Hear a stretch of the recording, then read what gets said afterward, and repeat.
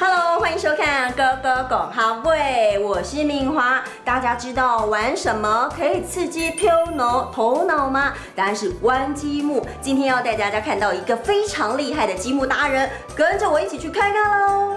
用积木打造的楼盖，不管是什么样的建筑，都好像真的一样。这样的积木一般做的都是西式楼房，但台湾有一位达人，他竟然可以用积木叠出台湾建筑，他是大黑白。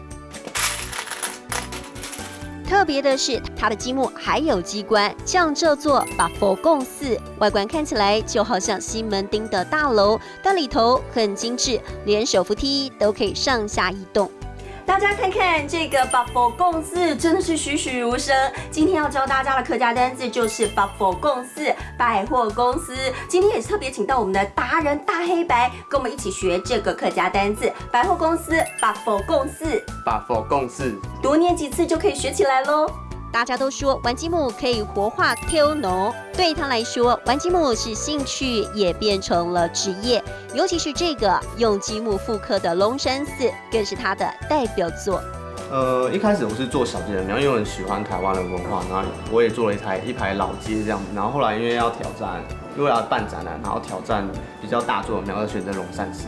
这座复刻版的龙山寺，每个细节都很讲究，不论是八角亭、香炉还是贡品，斗熊斗门，从极不罕。他本来学的是视觉设计，但现在却成了积木达人。他说，只要坚持梦想，就能实现。Hello， 各位观众朋友们，今天呢，我们透过这个积木达人，你看他好厉害，可以把实际的建筑缩小，用积木把它拼凑出来，真的是非常的厉害哦。重点是我们也学到新的词，一起来复习一遍吧。来看到第一个词就是头脑，头脑。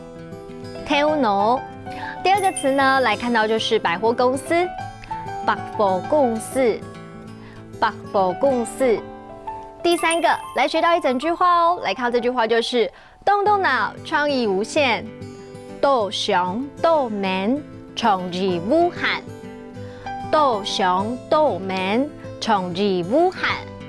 你们都有学会了吗？其实今天呢，学到这句话非常的实用哦。如果你把它多多练习记起来的话，你的客语能力就会进步很多了。下次见，拜拜。